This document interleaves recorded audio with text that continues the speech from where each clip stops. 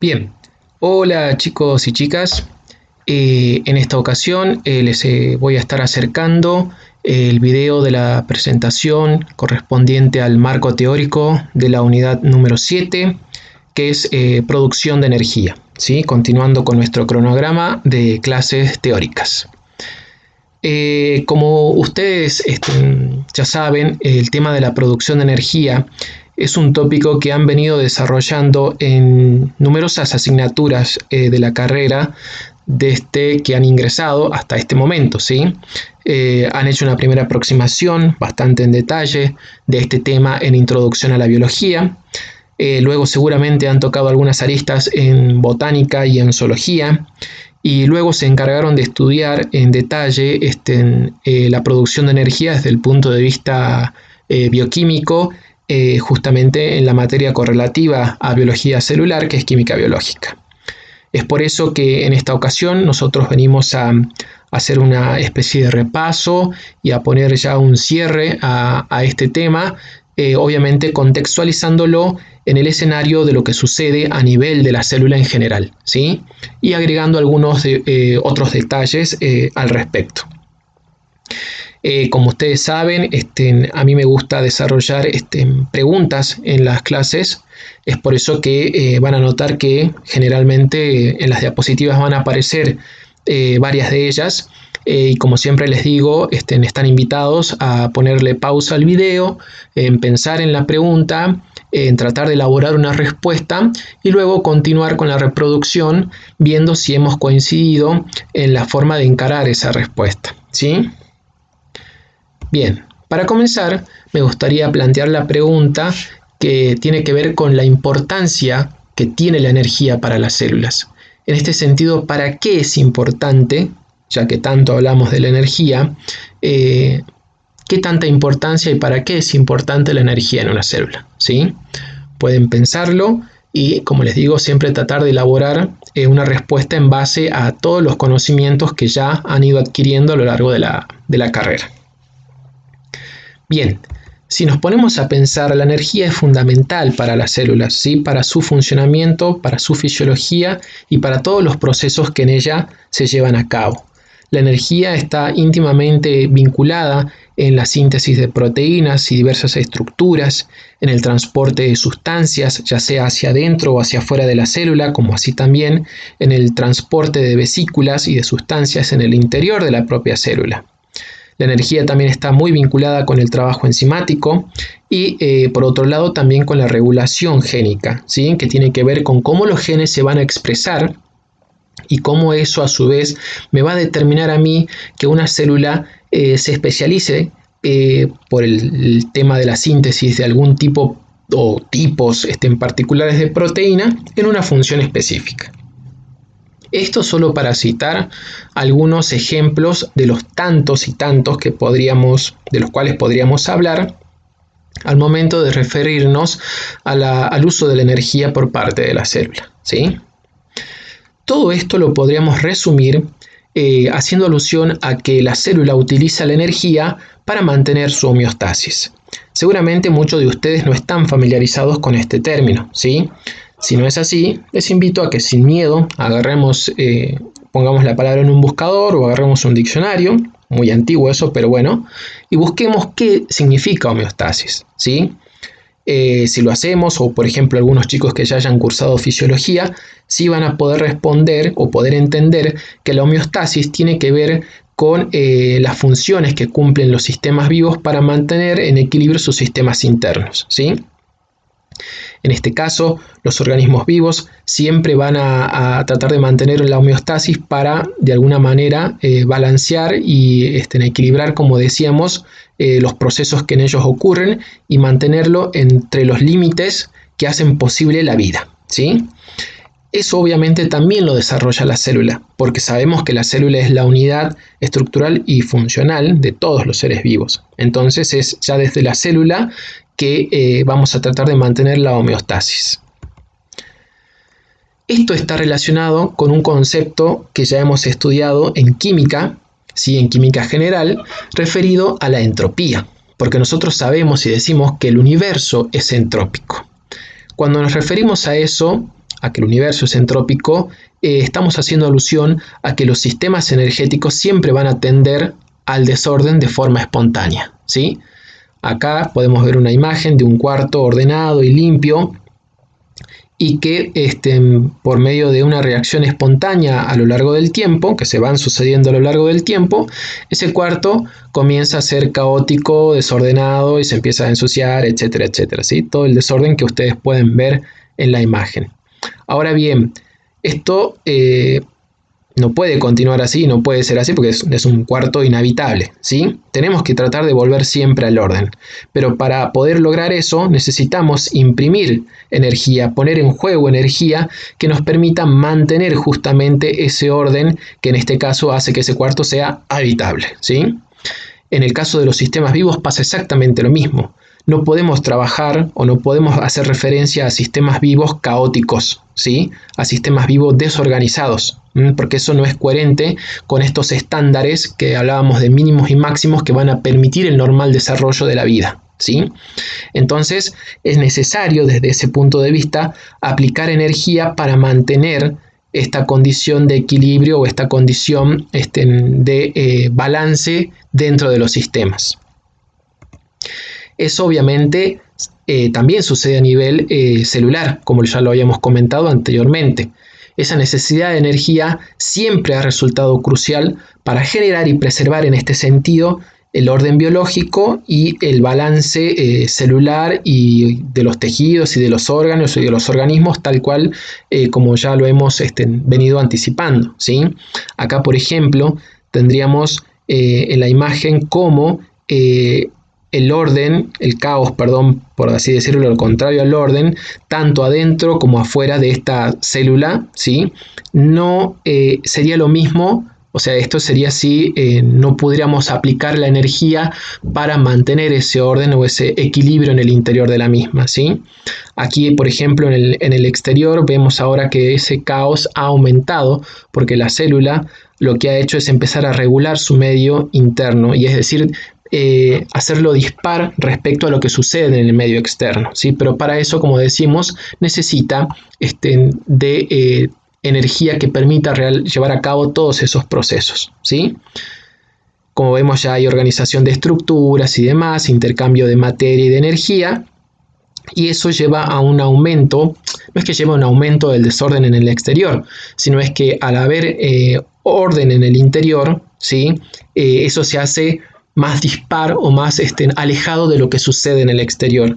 Si estamos en este estado, ¿sí? Donde el caos o el orden, el desorden es igual tanto afuera como adentro, y no estamos en presencia de un organismo que se encuentre con vida, ¿sí? Ahora bien, ¿cuál es la fuente de energía que emplean las células para llevar a cabo este mantenimiento de la homeostasis celular?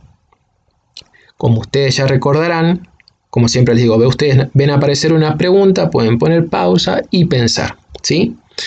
Como ya lo sabemos, como ya lo hemos estudiado anteriormente, esa fuente de energía es el adenosín trifosfato, ¿sí? Esta molécula que nosotros hemos estudiado y hemos denominado como la fuente corriente de energía o la principal fuente de energía de la cual van a disponer las células para llevar a cabo todos los trabajos que van a permitir el mantenimiento de su homeostasis. Ahora bien, la pregunta clave es: ¿cómo producen ATP entonces las células, ya que es algo tan necesario para ellas, ¿sí?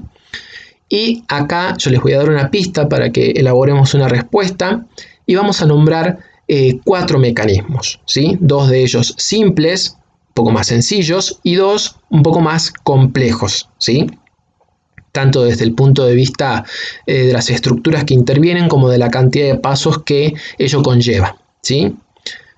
Si han pensado un momento, podrán responder y recordar obviamente, esas vías para la obtención de ATP son la glucólisis, la fermentación, la respiración celular y la fotosíntesis.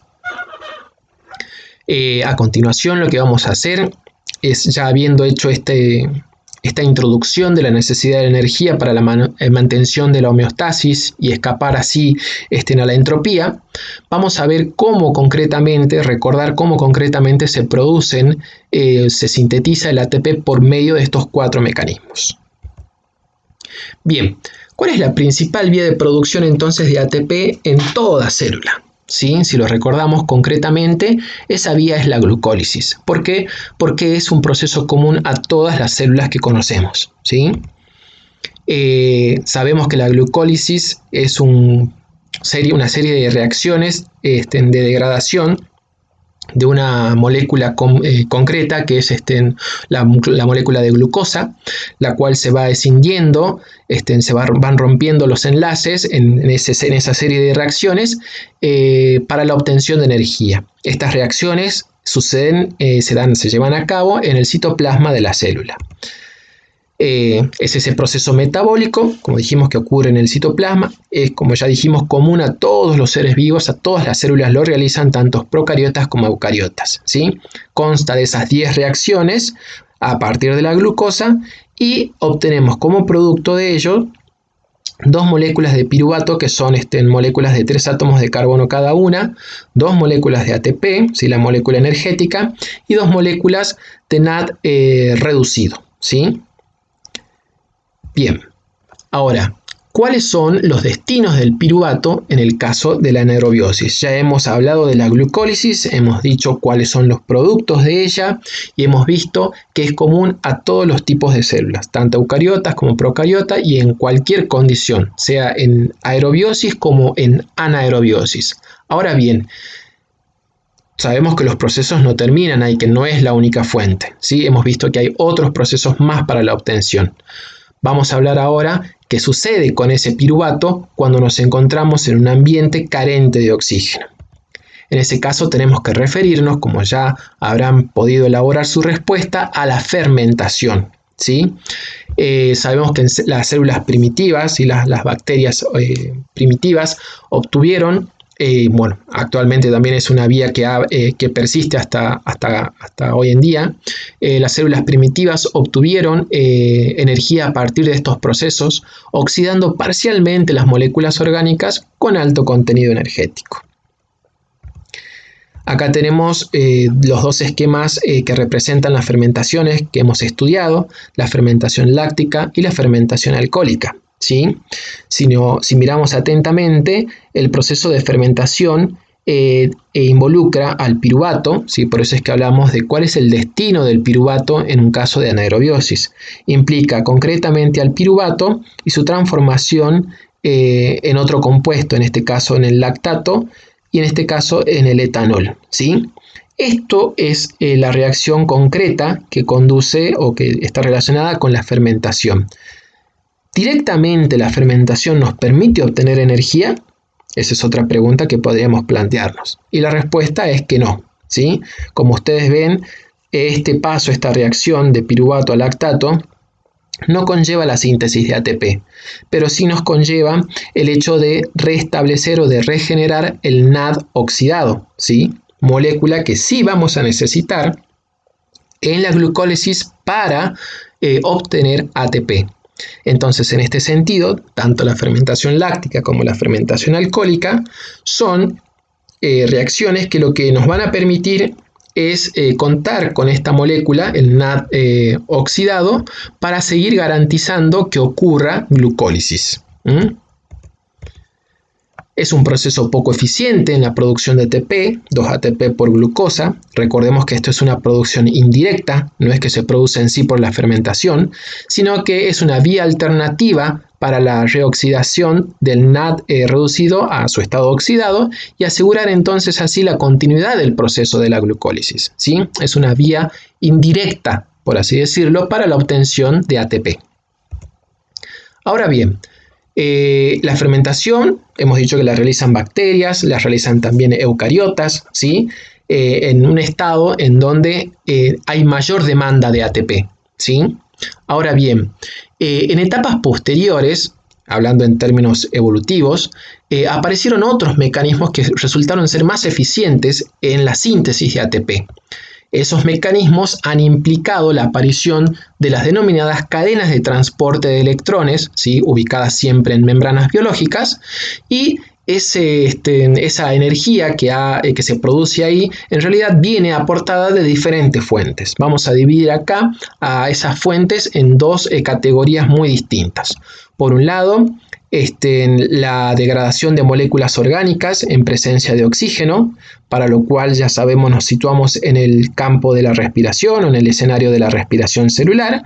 Y por otro lado, energía que involucra la presencia de la luz y el almacenamiento de energía en enlaces químicos, en cuyo caso nos estaremos situando en el escenario de la fotosíntesis. Bien, en este sentido, vamos a decir que estas son fuentes mucho más importantes para la obtención de energía, ¿sí? Como ya lo habíamos dicho, gracias a la aparición de estas cadenas transportadoras de electrones.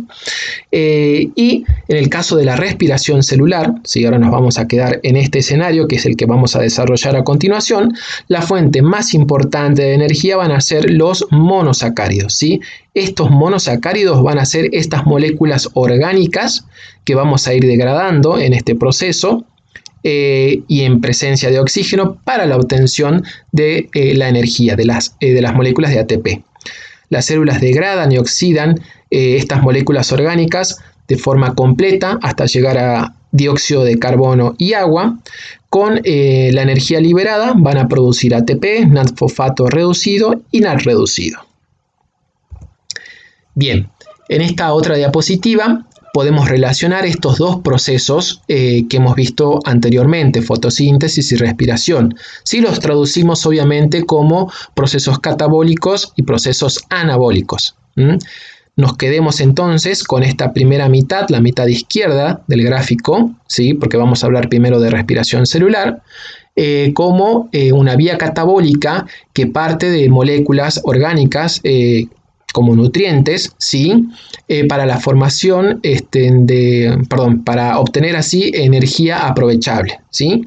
Energía aprovechable que en esta vía catabólica también se liberan otro tipo de energías como puede ser, por ejemplo, el calor. Y la obtención de otros compuestos de menor envergadura que los podemos utilizar como precursores para, posteriormente por las vías anabólicas, construir nuevas estructuras de utilidad para las células. Pero como les decía, quedémonos con esta primera mitad.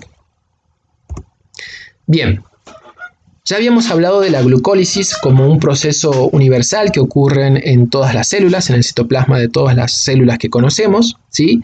Y habíamos hablado también de uno de los tantos destinos que puede tener el piruvato, que es justamente uno de los resultados que obtenemos de los compuestos resultantes que obtenemos en la glucólisis, ¿sí?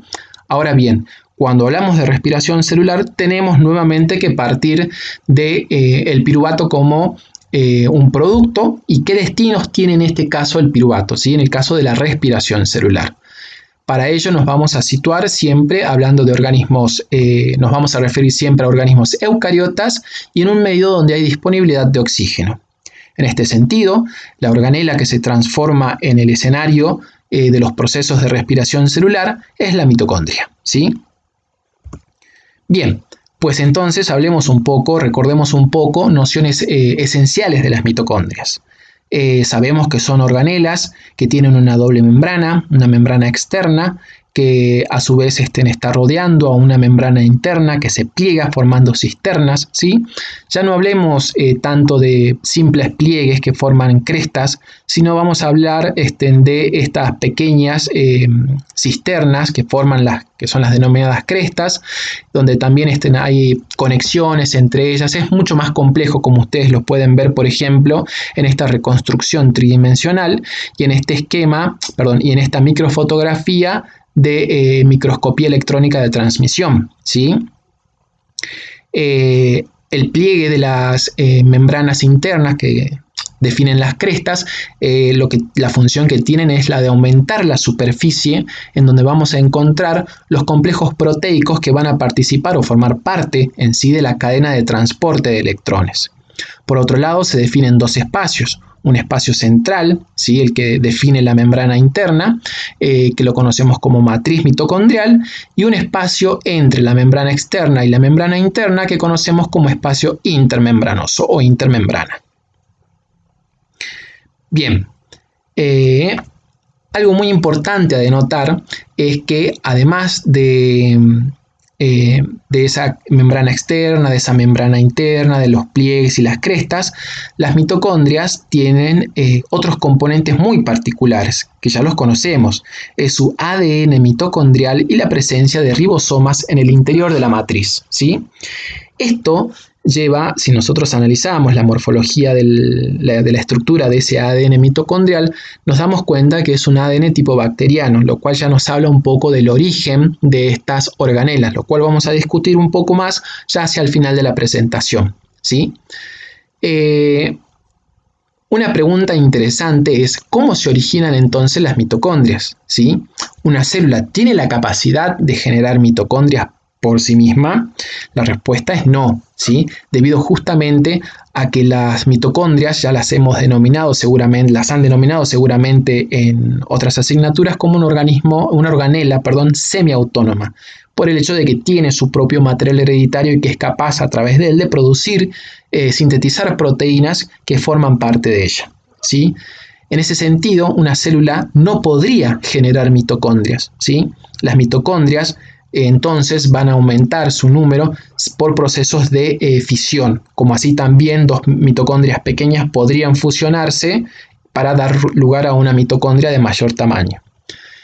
Como recordarán, ya hemos discutido, si ya han visto el video en la clase del trabajo práctico número 7, que las mitocondrias no son siempre iguales en todos los tipos celulares que conocemos.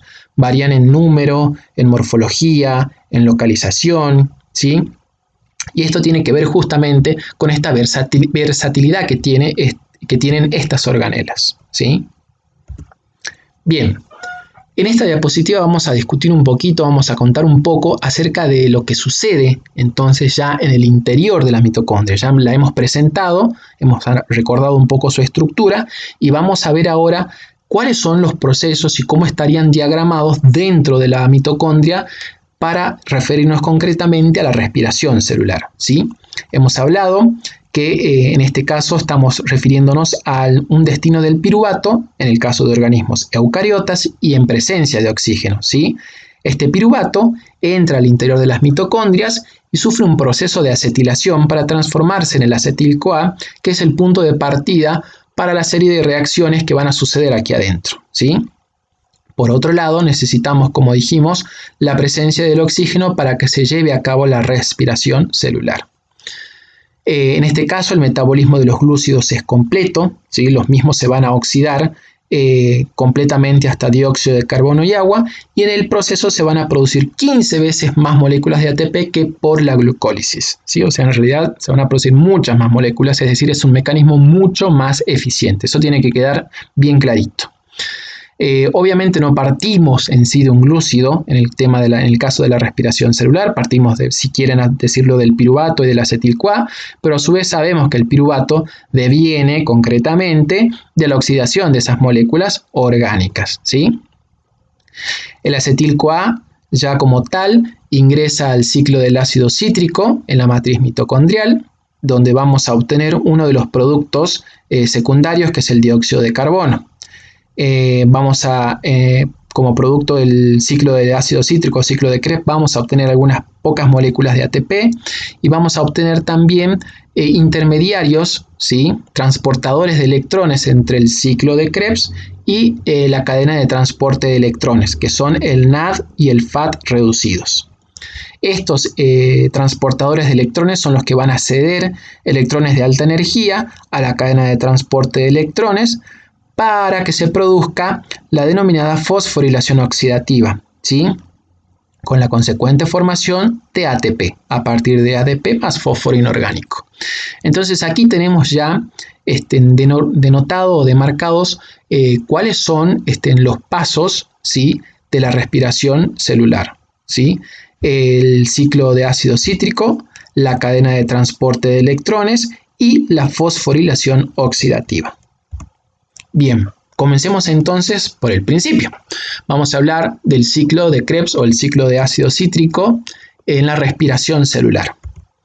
Sabemos que este es un proceso metabólico que ocurre en la matriz mitocondrial, que consta de una serie de reacciones de óxido-reducción a partir del acetil-CoA. Como productos de esta serie de reacciones del acetil-CoA vamos a obtener 2 moléculas de dióxido de carbono, una molécula de GTP, un FAD, reducido y 3 NAD reducidos, ¿sí? Esto por cada acetil-CoA que ingresa al ciclo, ¿sí? Denotamos entonces como muy importantes a estas 2 moléculas que las denominamos transportadores de electrones. NAD y FAD, ahí está, transportadores de electrones. Bien, ¿por qué las tenemos que denotar? Porque justamente son el nexo o el vínculo que va a existir entre el ciclo de Krebs y el siguiente paso, que es la cadena de transporte de electrones. Tienen la característica o la capacidad de donar y recepcionar electrones desde los compuestos que entran al ciclo de Krebs y los componentes proteicos que forman parte de la cadena de transporte de electrones. Y aquí podríamos plantear una pregunta que es muy interesante y que tiene que ver con de dónde provienen originalmente los electrones que ahora están siendo transportados entre el ciclo de Krebs y la cadena de transporte de electrones por el NAD y por el FAD, ¿sí? Si tenemos que remontarnos y decir de dónde vienen desde un primer momento esos electrones. La pregunta la dejo planteada, posiblemente la sume a la guía de aprendizaje activo para ver si podemos hacer esa deducción tan importante al momento de entender el origen y finalmente a dónde terminan esos electrones. Bien, la producción de energía está, como ya sabemos, realizada en las mitocondrias y la cadena de transporte de electrones y la fosforilación oxidativa son los pasos siguientes a el ciclo de Krebs. Bien, en este gráfico podemos ver, por ejemplo, la preponderancia que tiene el NAD reducido en presencia de oxígeno para la cadena de transporte de electrones y cómo eso a su vez hace posible la fosforilación oxidativa. A partir de ahora vamos a ver cómo estos dos procesos se vinculan y en definitiva cómo me permiten generar a mí, o sea, a la mitocondria, el ATP. Hablando concretamente de la cadena de transporte de electrones, decimos que vamos a situar su ocurrencia en las crestas mitocondriales. En realidad es una serie de pasajes de electrones por los complejos proteicos, sería también de alguna manera una serie de reacciones de óxido de reducción, ya que los electrones se van ganando y se van perdiendo. En este pasaje, los electrones van perdiendo energía en cada uno de los pasos que van dando. Y esa energía se emplea para promover el pasaje de los protones desde la matriz del espacio, desde la matriz mitocondrial hacia el espacio intermembrano. Para ello, vamos a requerir de la presencia del NAD y del FAD reducidos como los complejos y los complejos proteicos y de otros cofactores como la ubiquinona y el citocromo C, que son intermediarios también, ¿sí? El mecanismo general que ocurre a nivel de las crestas mitocondriales sería el siguiente. Tenemos un complejo A, que es el que recibe, por ejemplo, los electrones de los transportadores. Este complejo A lo que va a hacer es pasar los electrones a un complejo B, ¿sí? En este sentido, la fuerza o la energía de los electrones lo que va a hacer es permitir la atracción de los protones desde la matriz mitocondrial hacia la membrana, ¿sí? Y cuando los electrones pasan finalmente desde este intermediario B a un intermediario C o un complejo C, eso va a permitir finalmente el pasaje de los electrones desde la matriz finalmente hacia el espacio intermembrana, ¿sí? En este caso ya los electrones han perdido energía porque parte de esa energía se ha utilizado para generar este movimiento. Bien, aquí tenemos un esquemita más completo de lo que sería ese pasaje, ya con los nombres de las estructuras, ¿sí? Partimos de un NAD reducido que viene con el par electrónico, ¿sí? Estos electrones son cedidos a la NAD deshidrogenasa. En ese ceder de electrones se utiliza parte de la energía de los mismos para promover el pasaje de protones desde la matriz al espacio intermembrana. Luego los electrones son cedidos a la ubiquinona Esta a su vez como intermediario lo cede a un segundo complejo proteico que es la citocromo C reductasa con el consecuente pasaje de protones desde la matriz al espacio intermembrana. Y finalmente, los paraelectrónicos, los electrones, son cedidos al citocromo C. El citocromo C lo cede finalmente a la citocromo C oxidasa, que es otro de los complejos proteicos, con el consecuente y último promoción de pasaje de los protones desde desde la matriz hacia el espacio intermembrana. Aquí ya los electrones terminan de gastar toda su energía y es donde interviene el oxígeno como el aceptor final de los electrones del paraelectrónico para la consecuente formación de este producto secundario que es el agua, ¿sí? Bien, cuando se va realizando el pasaje de los electrones de un complejo a otro y el consecuente y el consecuente movimiento de los protones desde la matriz hacia el espacio intermembrana, se genera un doble desequilibrio que origina a esta fuerza protonmotriz que es esencial para que posteriormente se produzca la síntesis de ATP, ¿sí? Y hablamos de un doble desequilibrio porque, por un lado, vamos a tener un desequilibrio eléctrico por las cargas que tienen los protones, las cargas positivas, y por otro lado vamos a hablar de un desequilibrio químico o de un desequilibrio de pH que está determinado por los propios protones, ¿sí? Por los propios hidrógenos, digamos, ¿sí? La conjunción de este doble desequilibrio o un desequilibrio electroquímico, si lo queremos llamar, ¿sí? Químico por un lado y eléctrico por el otro, es lo que genera esta fuerza protonmotriz. Es decir, se va a generar un gradiente que va a impulsar o va a prácticamente obligar el pasaje, la vuelta de los protones desde el espacio intermembrana hacia la matriz mitocondrial. Eso sería la fuerza protonmotriz. Y aquí entra un concepto muy importante que es el de la quimiósmosis, ¿sí? Que lo vamos a denotar como la relación que existe entre las reacciones formadoras de enlaces químicos para generar el ATP, por eso es que se llama quimio, o sea, estamos a este nivel, ¿sí?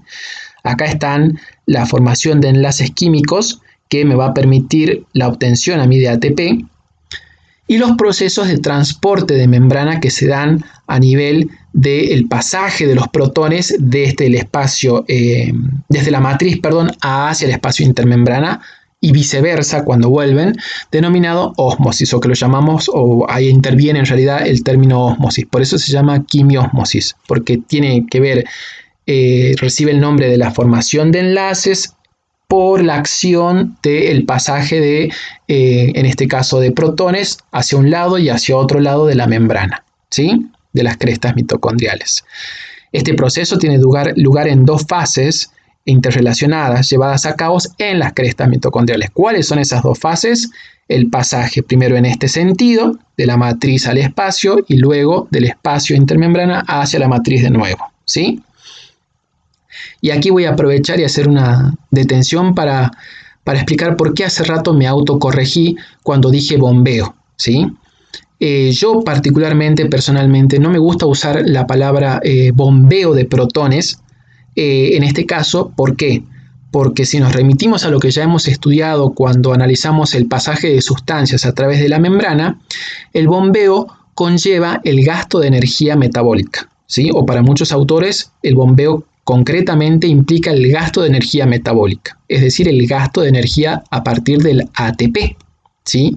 Y en este caso no estamos usando energía del ATP para bombear los protones desde la matriz hasta el espacio intermembrana, ¿sí? Por eso yo no hablo de bombeo como tal, yo hablo todo el tiempo de pasaje o movimiento o promoción del pasaje o promoción del movimiento desde la matriz hasta el espacio intermembrana, obviamente en contra de un gradiente de concentración, ¿sí?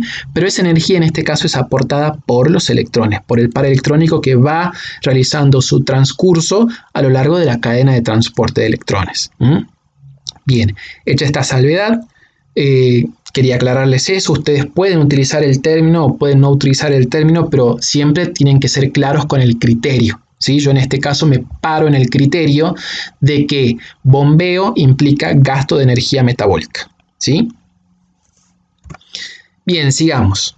Por último, una vez que ya se ha generado esa fuerza protón motriz en el espacio intermembrana, los protones tienen, como dijimos, van a tender a volver a la matriz mitocondrial, pero no pueden hacerlo por cualquier lado. Van a tener que hacerlo obligadamente a través de la ATP sintasa. Y esta energía protón motriz que se ha generado acá, que en definitiva no es más que energía potencial, ahora se va a utilizar para poner en movimiento, para activar esta ATP sintasa y que la misma pueda posteriormente, a partir del fósforo inorgánico y del ADP, generar las moléculas de ATP de energía para la célula, ¿sí? Bien, entonces, ¿cómo podríamos definir a la fosforilación oxidativa, que es la última etapa, ¿sí? Lo que acabamos de ver acá, esto sería fosforilación oxidativa. Esto, por medio del pasaje de los protones, obtenemos esto y a eso lo denominamos fosforilación oxidativa. ¿Cómo lo podríamos definir? A ver, si ustedes se animan, ahora pueden agarrar y hacer un ejercicio de definirlo con sus palabras, ¿sí? A continuación yo les voy a dar la definición que he armado yo en base a todo lo que hemos venido planteando. Bien, en este sentido podemos decir que es el proceso de síntesis de ATP a partir de ADP más fósforo inorgánico, el cual se genera gracias a la energía producida por el paso de protones a favor de gradiente a través de la ATP sintasa, cuando estos vuelven a la matriz de donde fueron transportados gracias a la energía de los electrones obtenidos en los procesos de oxidación de moléculas orgánicas, ¿sí? Esta es una definición súper completa que define y explica claramente qué es la fosforilación oxidativa. Porque si yo digo es la obtención de ATP a partir de ADP más fósforo inorgánico y como que me quedo corto, ¿sí? Ahí yo estoy hablando prácticamente de lo que es esto nada más, fosforilación. Pero ¿por qué se llama oxidativa? ¿Sí? Porque se ha producido gracias al pasaje, ¿sí? Cuando vuelven los protones a la matriz, activan la ATP sintasa, la hacen trabajar y esos protones se han acumulado en el espacio intermembrana gracias a la energía de los electrones que hemos obtenido por los procesos de oxidación de las moléculas orgánicas, ¿sí? Entonces eso ya me define completamente y de forma muy clara lo que sería la fosforilación oxidativa. Prosigamos entonces. Acá tenemos un esquema ya que nos ubica claramente en la membrana interna de las mitocondrias, en las crestas. Tenemos acá el complejo 1, ¿sí? Que recibe los electrones del NAD, a su vez los pasa a los intermediarios. Llegamos al complejo 3, tanto en el complejo 1 como en el complejo 3, cuando van pasando los electrones se produce el pasaje de los protones gracias a la energía de los electrones. Luego siguen interviniendo los conectores, en este caso el citocromo C. Llegamos al complejo 4, se produce nuevamente el transporte o el pasaje de los protones al espacio intermembrana y finalmente el oxígeno acepta los electrones para formar agua en consecuencia. Esta fuerza protón motriz solo puede, los protones solo van a poder volver por un lugar y es por la ATP sintasa y vamos a obtener finalmente la síntesis de ATP. En este otro esquema, que es básicamente lo mismo, vamos a agregar en este caso la participación del FAT reducido y del complejo 2, ¿sí? Y tenemos acá ya incorporado también el ciclo de Krebs. Vemos cómo del ciclo de Krebs obtenemos el NAD y obtenemos el FAD. Por otro lado, acá el acetil-CoA, que puede ser obtenido a partir del piruvato, de la degradación de ácidos grasos, incluso de aminoácidos, ¿sí? NAD, recuerden, tiene una relación directa con el complejo 1 y el FAD tiene una relación directa con el complejo 2. Posteriormente, a partir de ahí, los electrones van a ir pasando del complejo 1 a los electrones del NAD van a ir pasando del complejo 1 a la coenzima Q y del FAD al complejo 2 y de allí a la coenzima Q, ¿sí? Acá se produce pasaje de protones, en el complejo 3 también se produce pasaje de protones, en este caso va a haber un mayor movimiento de protones, ya que recibimos el doble aporte de electrones por el FAD y por el NAD. Seguimos con el citocromo C y por último en el complejo 4 el último pasaje de protones desde la matriz hacia el espacio, ¿sí? Generamos, como ya habíamos dicho, la fuerza proton motriz y todos los protones van a volver hacia la matriz a través del complejo 5, que sería la ATP sintasa, para la síntesis, promoviendo la síntesis finalmente de ATP. Bien, y aquí tenemos ya un esquemita que nos resume todo: la entrada del del oxígeno, la salida del dióxido de carbono, la presencia de los compuestos carbonados, que como ya dijimos pueden venir del piruvato, de los ácidos grasos, inclusive de aminoácidos, para la obtención de acetil-CoA, la cadena de transporte de electrones y finalmente la síntesis de ATP en este proceso de fosforilación oxidativa, ¿sí? Bien, en esta diapositiva lo que vamos a hacer es resumir lo que sucede entre glucólisis y respiración celular en lo que denominamos balance energético global de la respiración celular más glucólisis, en este caso, a partir de una molécula de glucosa respirada. Partiendo de lo que sucedía en la glucólisis, donde obteníamos 2 moléculas de ATP y 2 moléculas de NAD reducido. Estas 2 moléculas de ATP se suman como tal al total y las 2 moléculas de NAD las vamos a procesar obviamente a nivel de las crestas mitocondriales en la cadena, respiratoria para sumar en definitiva 6 moléculas de ATP, ¿sí? Estas se suman como tal, recuerden, y estas van a sumar 6 moléculas de ATP. Posteriormente, como es a partir de una molécula de glucosa, ¿sí?, que por el proceso de glucólisis obteníamos 2 piruvatos, 2 moléculas de piruvato que después eran acetiladas y obteníamos 2 acetil-CoA, es que en el interior ya de la mitocondria siempre vamos a multiplicar por 2, porque son 2 esas moléculas, ¿sí?, que obtenemos a partir de una molécula de glucosa. En la matriz mitocondrial, entonces, tenemos la formación de 2 moléculas de NAD por acetilación del piruvato, que estas también las vamos a mover o las vamos a procesar a nivel de las crestas mitocondriales para obtener 6 moléculas más de ATP. Y finalmente en el ciclo de Krebs vamos a obtener 2 moléculas de ATP que las vamos a sumar como tal a nuestro total, 6 moléculas de NAD y 2 moléculas de FAD que al ser procesadas o al ceder sus electrones a la cadena de transporte de electrones nos van a dar un total de 18 y 4 ATPs respectivamente, para hacer un total de 38 moléculas de ATP. Seguramente esto ustedes ya lo han estudiado hasta el cansancio en química biológica, ¿sí? Pero no quería dejar de recordarlo y de reforzarlo. Finalmente acá tenemos la ecuación global que nos habla y nos ilustra justamente de esas 38 moléculas obtenidas a partir de la degradación de una glucosa, de la respiración de una glucosa. Bien, en esta otra diapositiva vamos a hablar un poco acerca del DNA mitocondrial y justamente relacionándolo con esta propiedad o esta característica que tiene respecto de cómo, cuando estábamos hablando hace rato del origen de las mitocondrias, de cómo se originan las mitocondrias, cómo se multiplican, ¿sí?, que no es un organelo que puede ser totalmente sintetizado por una célula. Las células no sintetizan las mitocondrias, las mitocondrias se dividen por sí mismas.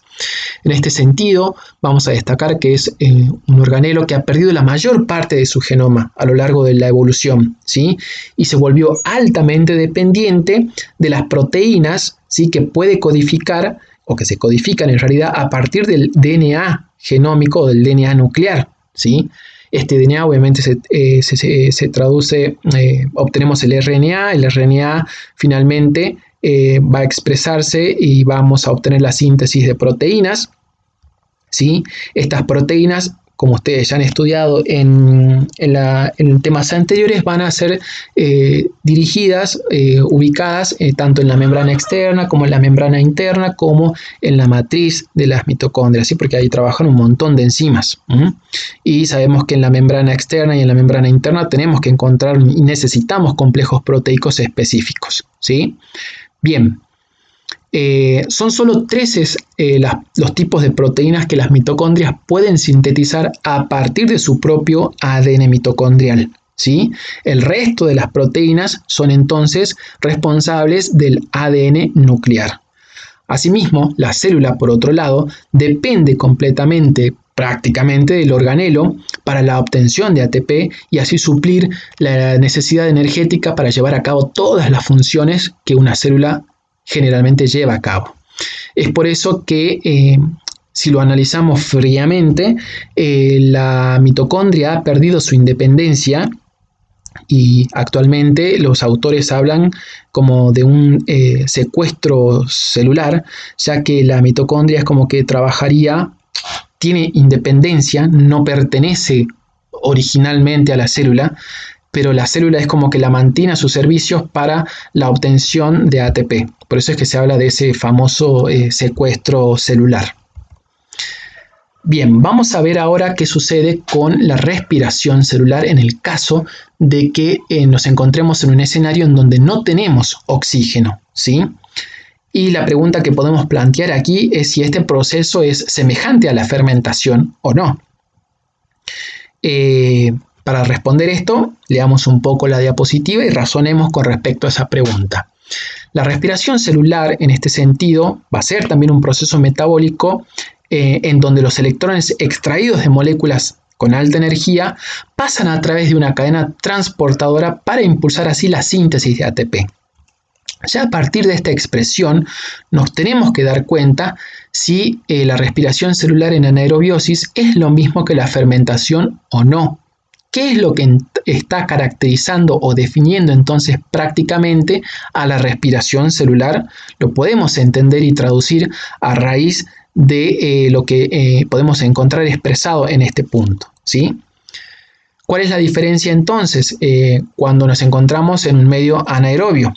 Que el aceptor final de los electrones, en este caso, obviamente no va a ser el oxígeno, ¿sí? Vamos a tener otro tipo de moléculas que van a ser los aceptores.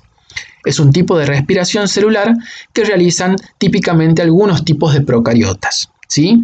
Y la producción final de ATP nunca va a ser tan eficiente como lo es en el caso de la respiración en la presencia de oxígeno. Acá tenemos algunos ejemplos de aceptores finales y de bacterias que realizarían este tipo de respiración en anaerobiosis.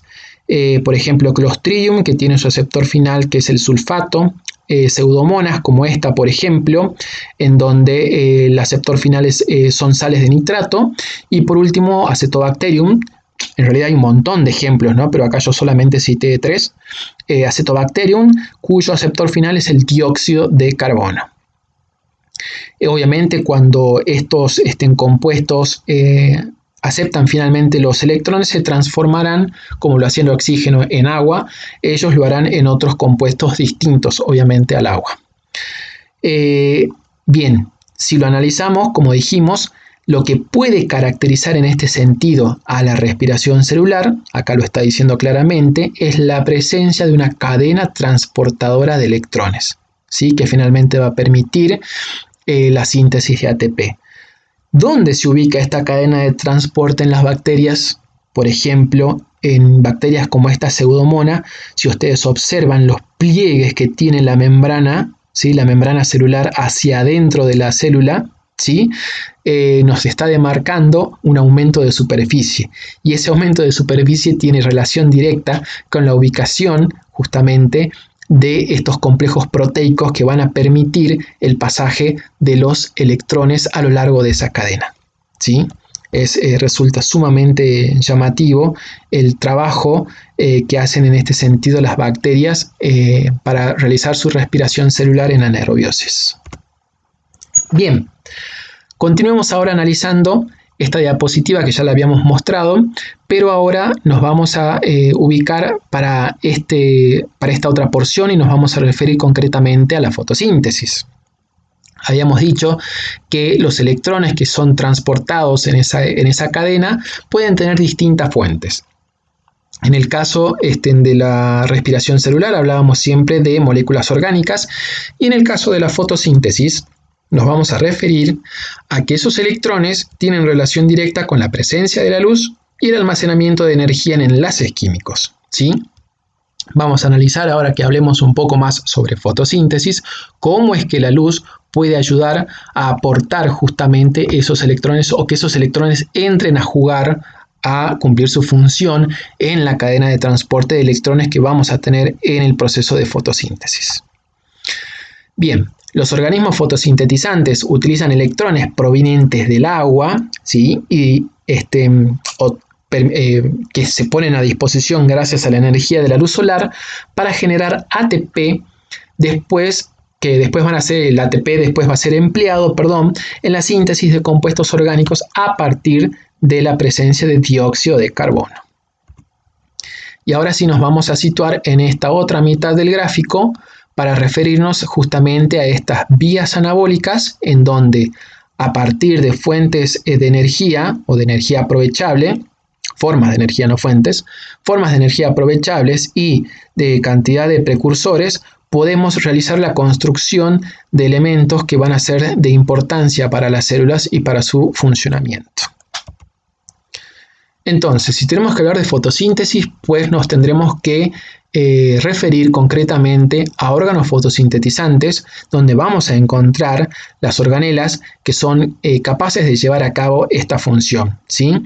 Si hablamos, por ejemplo, de algas fotosintetizantes, de algas verdes, en ese sentido todo el organismo va a ser el organismo fotosintetizante, mientras que si hablamos, por ejemplo, de organismos eucariotas, vamos a ver que no todo el organismo es capaz de realizar este proceso, sino que las células que poseen las organelas encargadas de llevar a cabo este proceso se encuentran en determinados órganos de la planta, como pueden ser las hojas, como pueden ser en muchos casos tallos, entre otros, ¿sí? Pero generalmente siempre son tallos y hojas, son las estructuras verdes, las estructuras fotosintetizantes o los órganos fotosintetizantes. Es ahí donde vamos a encontrar justamente a las organelas cloroplastos, donde en cuyo interior vamos a encontrar las moléculas responsables del proceso de llevar a cabo el proceso de fotosíntesis. Bien, si analizamos entonces para este caso la estructura de los cloroplastos, así como lo hemos hecho con en las mitocondrias, nos vamos a dar cuenta que son organelas con varios sistemas de membrana, generalmente una membrana externa, una membrana interna y un tercer sistema de membranas que se organizan formando estos sacos planos denominados tilacoides, ¿sí? Que suelen apilarse uno arriba de otro formando las denominadas granas, ¿sí? Y muchos de ellos se encuentran conectados por medio de lamelas, ¿sí? A su vez, cada tilacoide define en su interior, como son sacos, ¿sí? Estructuras, membranas que forman sacos, en su interior vamos a hablar de un espacio que es el denominado espacio tilacoidal. Y rodeando justamente a las granas vamos a encontrar el estroma de los cloroplastos. Bien, los cloroplastos no son los únicos tipos de plástidos que encontramos en las plantas, ¿sí? También hay otros tipos de plástidos que cumplirán otro tipo de funciones, como por ejemplo pueden ser los cromoplastos, ¿sí? Que son los encargados de dar los colores, por ejemplo, los pétalos de las flores. Vamos a encontrar amiroplastos, que son encargados de almacenar en sustancias de reserva, entre otros tantos tipos de plástidos. Pero el plástido más importante cuando nos referimos a fotosíntesis, sin lugar a dudas, es el cloroplasto, porque es en donde vamos a encontrar los componentes que hacen posible llevar a cabo el proceso de fotosíntesis. Bien, en esta diapositiva simplemente es para poner en comparativo la estructura de una mitocondria y de un cloroplasto, denotando que son sistemas complejos de endomembranas. En el caso de los cloroplastos tenemos muchas veces 3, 4 o hasta 5 sistemas de membranas internos. Sí, eso ya lo vamos a charlar también un poco más adelante, hablando un poco acerca de cuando tengamos que tocar el tema sobre el origen endosimbiótico de estas organelas. También vamos a encontrar obviamente el ADN circular, ¿sí? Que nos habla sobre su origen bacteriano, procariota, y la presencia también de los ribosomas, ¿sí? Bien, en esta otra diapositiva vamos a hablar justamente de los componentes proteicos, de los complejos proteicos que vamos a localizar a nivel de las membranas tilacoidales, ¿sí? Los cuales podemos denominar fotosistemas. Vamos a encontrar los denominados fotosistema 1, fotosistema 2, ATP sintasa, citocromo BF, ¿sí? Y una porción de la membrana tilacoidal donde encontremos estos componentes, generalmente los podemos, la bibliografía en muchos casos los denomina, a esa porción de membrana tilacoidal la denomina cuantosoma o unidad fotosintética, ¿sí? Como ya dijimos, se encuentran en las membranas tilacoidales. Bien. Las series de reacciones que conlleva o que están implicadas en la fotosíntesis pueden clasificarse o agruparse en dos categorías. Por un lado, aquellas que tienen una dependencia directa de la presencia de la luz para llevarse a cabo, en cuyo caso vamos a referirnos o a denominarlas como reacciones fotodependientes, y aquellas que no dependen de la presencia de la luz, las cuales vamos a denominar reacciones fotoindependientes. Nada de decir etapa oscura y etapa clara, porque esta etapa que se encuentra acá, este conjunto de reacciones que encontramos en este esquema hacia la derecha, no es que ocurren en ausencia de luz, que tiene que haber ausencia de luz para que se lleven a cabo. Tranquilamente suceden en presencia de luz, solo que no necesitan de la energía luminosa para llevarse a cabo, ¿sí? Bueno, acá tenemos un resumen de los componentes y de los productos que se van a llevar a cabo y cómo van a intervenir los unos y los otros entre la etapa luminosa, las reacciones fotodependientes y las reacciones fotoindependientes. Bien, vamos a ubicarnos ahora en un fotosistema, ¿sí? Recuerden que nos ubicamos en la membrana tilacoidal, donde vamos a encontrar fotosistema 1, fotosistema 2, citocromo BF y ATP sintasa. Pues bien, veamos ahora qué encontramos adentro de los fotosistemas, ¿sí? Los fotosistemas, o también denominados complejos antenas, son grandes complejos proteicos en donde vamos a encontrar en su interior distintos tipos de moléculas de clorofila. Y un tipo de clorofila particular o especial que vamos a denominarla como centro de reacción, ¿sí? Que en el caso de los fotosistema 2, es la P680, si no me equivoco, y en el caso del fotosistema 1 es la P700, ¿sí? Ahora, ¿por qué hablamos de complejos antena y de un único centro de reacción? Si aquí la más importante es la P680 y la P700, ¿qué rol cumplen todas las otras, los otros tipos de clorofila? Se llaman P680 y P700 porque son capaces de ser excitadas por esas longitudes de onda en concreto, ¿sí? Longitudes de onda de la energía lumínica, más no de otras, ¿sí?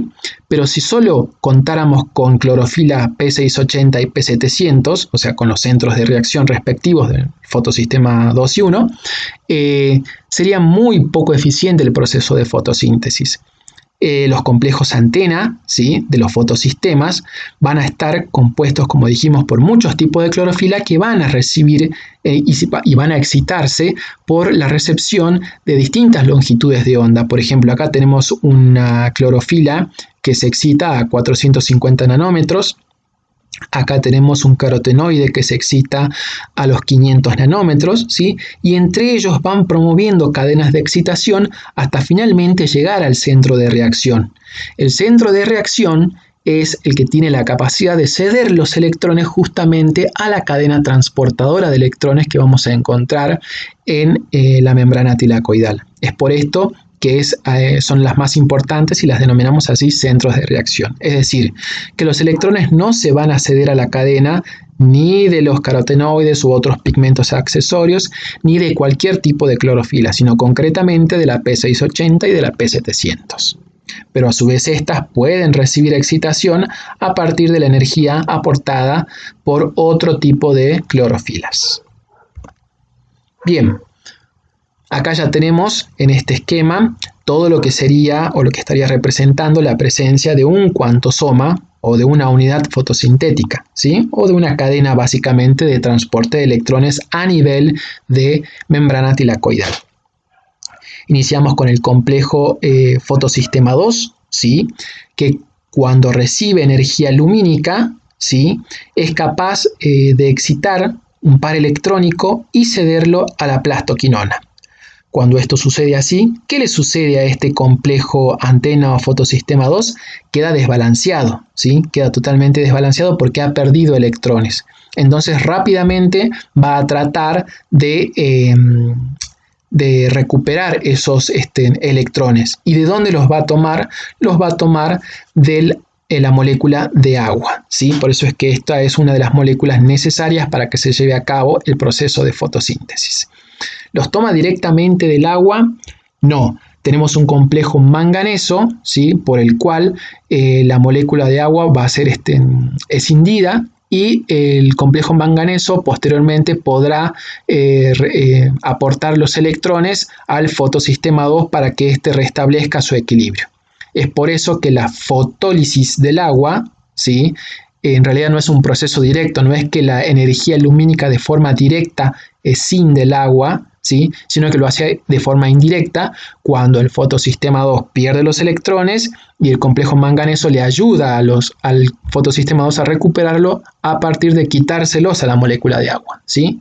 Pero si no estuviese la energía luminosa, esto no sucedería. Bien, sigamos con el curso del par electrónico por la cadena. Luego, la plastoquinona lo que va a hacer es ceder los electrones al complejo citocromo Bf, con el consecuente paso o movimiento de los protones desde el estroma hacia el espacio tilacoidal. Luego, el complejo citocromo Bf va a pasar el par electrónico a la plastocianina, ¿sí? Y la plastocianina lo que va a hacer es pasar ese par electrónico al fotosistema 2. Pero antes de que la plastocianina entregue ese par electrónico, veamos qué es lo que le pasa, al fotosistema 1, ¿sí? A la misma vez que la energía luminosa excita al fotosistema 2, concretamente al par electrónico del fotosistema 2, la energía luminosa también lo hace con el fotosistema 1. Es decir, que el fotosistema 1 va a ceder un par de electrones. ¿A quién lo va a hacer? A la ferrodoxina, ¿sí? Ahora, cuando esto sucede así, el fotosistema 1 también queda desbalanceado desde el punto de vista energético. Queda sin ese par electrónico que ha cedido recientemente. ¿Y de dónde lo recupera? Lo recupera del aporte que hace la plastocianina, ¿sí? Es decir, que en definitiva el fotosistema 1 termina adoptando los electrones que originalmente se desprendieron del fotosistema 2, ¿sí? ¿A dónde van entonces el par electrónico del fotosistema 1 que recientemente ha cedido? Como dijimos, lo hace a la ferrodoxina y la ferrodoxina lo hace a la ferrodoxina NAD-fosfato reductasa para que ésta lo que haga es reducir el NAD-fosfato a NAD-fosfato reducido. Acá está en su forma oxidada y lo reduce a esta forma molecular, ¿sí? Y así obtenemos otro de los componentes que necesitamos en el segundo conjunto de reacciones o reacciones de la etapa fotoindependiente. Bien, como hemos visto acá, también lo que se produce con el paso de los electrones del fotosistema 2 al fotosistema 1 es que se genera acá en el espacio tilacoidal un gradiente protón motriz, nuevamente una acumulación excesiva de protones. que obviamente van a tender a volver a balancearse y solo van a poder pasar por un lugar. ¿Por dónde? Por la ATP sintasa, ¿sí? En ese proceso de vuelta hacia el estroma, la ATP sintasa lo que va a hacer es promover la síntesis de ATP a partir del ADP más el fósforo inorgánico. Todo esto que sucede aquí en este cuantosoma o unidad fotosintética o fotosintetizante es lo que conocemos como fotofosforilación acíclica. Acá solamente puse fosforilación, pero también se lo conoce como fotofosforilación porque dependemos para ello de la energía luminosa. Fotofosforilación acíclica, ¿sí? Aquí tenemos un pequeño esquema que nos muestra cómo es el flujo de los electrones por la membrana tilacoidal, lo que comúnmente se conoce como esquema en Z. ¿Por qué se lo conoce como esquema en Z? Porque a diferencia de lo que sucedía en el caso de las mitocondrias, donde los electrones van perdiendo energía de manera constante, aquí hay una doble excitación, ¿sí? Una excitación que ocurre a nivel del fotosistema 2 y una segunda excitación que ocurre a nivel del fotosistema 1. Acá teníamos los electrones que estaban en un estado de reposo. Cuando la energía lumínica los excita, estos se vuelven electrones de alta energía, se ceden y van perdiendo su energía a medida de que llegan finalmente a la plastocianina y al fotosistema 1, ¿sí? Con el consecuente, dijimos, pasaje de los protones desde el estroma al espacio tilacoidal. Finalmente, la energía lumínica vuelve a excitar este par electrónico en el fotosistema 1 y son cedidos luego a la ferrodoxina y posteriormente a la ferrodoxina NAD-fosfato reductasa para obtener NAD-fosfato reducido. Entonces hay un sube y baja, por así decirlo, de energía a nivel de electrones. Por eso es que se llama esquema en Z. Bien, ahora vamos a hablar un poco de otro fenómeno que ocurre a nivel de una porción ya del cuantosoma o de la unidad fotosintética, que es la denominada fotofosforilación cíclica, ¿sí? ¿Quiénes intervienen concretamente en esta fotofosforilación cíclica? Son en el complejo citocromo BF y en la plastoquinona, la plastocianina y la ferrodoxina y el fotosistema 1. ¿Qué sucede? Ya hemos visto que el citocromo BF pasaba sus electrones a la plastocianina y pasaba finalmente los electrones a el fotosistema 1. El fotosistema 1 se los pasaba a la ferrodoxina, se me fue el nombre, sí, a la ferrodoxina, bien, para que ésta posteriormente intervenga en la síntesis del NAD-fosfato reducido. Pero en este caso no.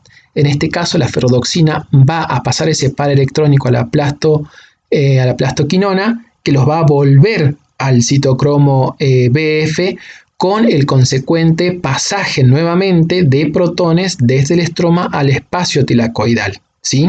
Para que sigamos acumulando aquí protones para promover nuevamente la vuelta de ellos a favor de su gradiente hacia el estroma con la consecuente síntesis de ATP. Acá nos podríamos preguntar por qué sucede este fenómeno de fotofosforilación cíclica, ¿sí? Es una pregunta cuya respuesta está vinculada o tiene que ver con la cantidad de moléculas que necesitamos para la síntesis de los compuestos o de los esqueletos carbonados posteriormente en el conjunto de reacciones fotoindependientes. Entonces, ¿cómo podríamos definir a la fotofosforilación? Nuevamente, como ya lo hicimos antes con la fosforilación química, se me fue el nombre. Con la fosforilación en el caso de las mitocondrias, lo podríamos hacer acá con la fotofosforilación en los cloroplastos en el proceso de fotosíntesis. Proceso de síntesis de ATP a partir de ADP más fósforo inorgánico. el cual se genera gracias a la energía producida por el paso de protones a favor de gradiente a través de la ATP sintasa cuando estos vuelven al estroma de donde fueron transportados gracias a la energía de los electrones obtenidos por acción de la energía lumínica, ¿sí? Acá nuevamente se denota cuál es la fuente para la obtención de los electrones, ¿sí? ¿Quién permite que los electrones sean puestos en juego en esa cadena de transporte? La energía lumínica, ¿sí? Es por eso que decimos que la energía lumínica se termina transformando en energía química que finalmente terminará almacenada en los enlaces de los esqueletos carbonados de los productos que vamos a obtener en el siguiente conjunto de reacciones, que es el de la etapa fotoindependiente. ¿Qué es lo que sucede ahora situándonos en el estroma de los cloroplastos, ¿sí? Para ello vamos a utilizar el ATP que se ha producido aquí en el conjunto de reacciones fotodependientes, el NAD-fosfato reducido y el dióxido de carbono. Y como producto vamos a obtener estas moléculas de carbohidrato. Bien, esto sucede en el denominado o ya conocido ciclo de Calvin, ¿sí? Como vemos, tenemos la necesidad de utilizar 3 moléculas de dióxido de carbono y la presencia de una enzima que es súper importante, tal es así que es la enzima más abundante en el planeta, que es la rubisco, ¿sí? La rubisco en este caso actuando con propiedades de carboxilasa. Vamos a utilizar 6 moléculas de ATP, 6 moléculas de NAD, para finalmente obtener gliceraldehído 3-fosfato, ¿sí? Esta molécula de 3 átomos de carbono que posteriormente servirá o se empleará para formar azúcares, grasas y aminoácidos. Posteriormente, en esta segunda mitad del ciclo, vamos a regenerar los elementos necesarios desde el punto de vista del 3-fosfoglicerato, para restablecer el 3-fosfoglicerato, donde vamos a utilizar nuevamente 3 moléculas de ATP, ¿sí? Y si ustedes leen con atención, acá nos habla un poco de la demanda justamente que tenemos de energía en forma de ATP y del NAD-fosfato reducido para generar este compuesto carbonado. Y eso tiene que ver, ojo, acá esto tiene que ver con lo que yo les mencionaba hace rato, con la necesidad de realizar la fotofosforilación cíclica, de por qué se realiza la fotofosforilación cíclica. Bien, acá hay un pequeño esquema, ya que reúne o me resume tanto las reacciones fotodependientes como las fotoindependientes, ¿sí? Teníamos la necesidad o uno de los elementos precursores, el agua, que finalmente terminaba generando oxígeno como un producto secundario, la luz que excitaba al fotosistema 2, el inicio de ceder los electrones en esa cadena de transporte de electrones, la luz que excita al fotosistema 2 para la formación del NAD-fosfato reducido, finalmente la vuelta de los protones desde el espacio tilacoidal al estroma, al estroma para la síntesis de ATP, ¿sí? El NAD-fosfato y el ATP empleados en el ciclo de la fijación de carbono para la obtención de compuestos carbonados que pueden utilizarse para la formación de azúcares, aminoácidos y grasas. Y obviamente a partir de dióxido de carbono, ¿sí? Fundamental para realizar la adición de los átomos de carbono a estos compuestos carbonados. Bien, en esta otra diapositiva vamos a hablar de algo muy importante, que es la relación entre los cloroplastos y las mitocondrias, justamente en la producción y utilización posteriormente de las moléculas de ATP. Tanto en las células vegetales como en las, posteriormente si después separamos células vegetales o organismos fotosintetizantes de organismos heterótrofos, ¿sí? Esta relación sigue existiendo. Pero concretamente en las células vegetales vamos a ver que como producto de la fotosíntesis vamos a obtener los metabolitos, ¿sí? Que son empleados posteriormente en las mitocondrias, como ya dijimos, tanto en las plantas como también en los animales, ¿sí? En los heterótrofos, para la obtención de energía. Aquí la generación quimiosmótica de ATP, tanto en las mitocondrias como en los cloroplastos, simplemente es para ver dónde están ubicadas los complejos proteicos de ATP sintasa, ¿sí? Tanto en las mitocondrias, ¿sí? A nivel de las crestas, como en los cloroplastos a nivel de la membrana tilacoidal, ¿sí? Vemos justamente cómo en ambos casos se genera esta fuerza protón motriz, que es finalmente la que impulsa el accionar de la ATP sintasa para la síntesis del ATP. Aquí un comparativo de los niveles energéticos por los cuales van atravesando los electrones en esas cadenas de transporte, tanto en mitocondrias como en cloroplastos, ¿sí? Aquí en las mitocondrias, vemos cómo la bajada de energía es continua y cómo en el caso de la fotosíntesis hay primero una subida de energía por acción de la luz, una pérdida de energía por el pasaje de los protones hacia el espacio tilacoidal y seguidamente por una segunda subida energética también producida por la luz para la síntesis del NOT-fosfato reducido, ¿sí? Y acá el fenómeno quimiosmótico también en comparativo, tanto en mitocondrias como en cloroplastos, ¿sí?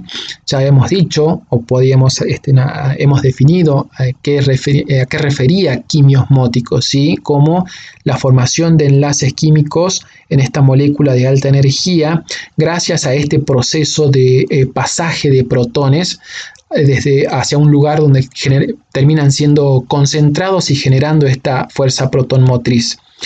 La energía para ello, en el caso de la fotosíntesis, para este pasaje, se realiza a cabo a partir de la energía lumínica y en el caso de en las mitocondrias se realiza a partir de la degradación de compuestos orgánicos energéticos, ¿sí? Generamos este movimiento, esta fuerza, este movimiento de protones que me genera esta fuerza protón motriz que luego al volver me provoca la síntesis de el ATP. Bien, aquí hablando un poco sobre cómo podrían haber evolucionado justamente las cadenas transportadoras de electrones, la importancia que tienen actualmente, estas deducciones se realizan justamente a partir de lo que podemos observar hoy en día en bacterias que tienen funciones semejantes, ¿sí? En un primer estadio podríamos hablar de la evolución de ATP-asas o ATP-asas que bombeaban protones al exterior de la célula con gasto energético, ¿sí? Aquí sí hablamos de una bomba, haciendo alusión a esto que yo ya había explicado hace rato. ¿Por qué? Porque yo estoy gastando energía metabólica para bombear, para mover el protón en contra de su gradiente de concentración, ¿sí? Esto las bacterias lo hacen para acidificar el medio externo y degradar así nutrientes que posteriormente van a absorber para nutrirse. En una etapa secundaria, en una etapa 2, la evolución o la aparición de transportadores protónicos que impulsaban también, hacían esta misma tarea de liberar protones al medio externo para acidificarlo, pero esta energía en este caso es aportada por parte de los electrones. Y finalmente una etapa 3 en donde se combinan estos dos elementos, ¿sí? Los electrones, la energía de los electrones utilizadas para bombear los protones, para impulsar los protones hacia el medio externo, generando un gradiente que finalmente permitiría el paso de los protones de vuelta hacia el interior, pero ahora en vez de gastar ATP se utiliza esa energía para sintetizar el ATP, ¿sí? Fusión de sistemas, los dos que hemos visto antes, ATP-asa impulsada por los protones concentrados por una cadena de transportadoras de electrones. Y por último vamos a hablar en estas dos diapositivas, ¿sí? Un poco de cómo ha sido la evolución y los pasos que han llevado a que los organismos fotosintetizantes hoy tengan organelas como los cloroplastos que hacen posible justamente esa forma particular de obtención de energía a partir de la construcción de moléculas orgánicas, y cómo otros organismos como los eucariotas eucariotas en general han obtenido las mitocondrias para la degradación posteriormente de moléculas orgánicas y la obtención de energía, ¿sí? Vemos que ha sido complejo y que ha tenido que ver con la pérdida y ganancia de distintos componentes que finalmente terminan configurando las organelas como las conocemos hoy. Y en el caso concreto de los cloroplastos, un origen, en el caso de las mitocondrias también sabemos que son orígenes endosimbióticos, pero en el caso de los cloroplastos, anteriormente hemos mencionado que hay muchos tipos de cloroplastos con distintos sistemas membranosos, con algunos que tienen mayores cantidades de capas de membrana, cantidades de membranas, ¿sí? Y eso se debe justamente a endosimbiosis primarias y secundarias sucesivas que se han ido desarrollando a lo largo de la historia evolutiva y que ha configurado de alguna manera la presencia de distintos tipos de cloroplastos en distintos tipos de organismos. Esto igualmente lo vamos a retomar en la última unidad de la materia, que es el árbol de la vida, ya que estas características son muy importantes. Ya hablamos de características a nivel celular que nos van a permitir poder realizar diferenciaciones de grupos biológicos, ¿sí? Es por eso que ustedes tienen a biología celular como correlativa de las materias de diversidades. Porque, por ejemplo, de esta forma, a través de conocer las características de las endosimbiosis primarias y secundarias y las configuraciones de los organelos que tienen actualmente estos organismos, definimos grupos como los cromoalveolatos y los alveolatos, entre otros, ¿sí? Bueno, y eso sería todo lo correspondiente a esta pequeña presentación.